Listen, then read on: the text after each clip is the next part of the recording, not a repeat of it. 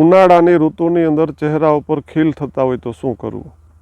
ઉનાળાની ઋતુની અંદર આપણી ત્વચાના જે છિદ્રો છે, રંધ્રો છે, એ ખુલી જાય છે વધારે. એની અંદર વાતાવરણની ડસ્ટ જાય છે અને એ પોલ્યુશનને કારણે, ઇન્ફેક્શનને કારણે આપણા ચહેરા ઉપર ખીલ થાય છે.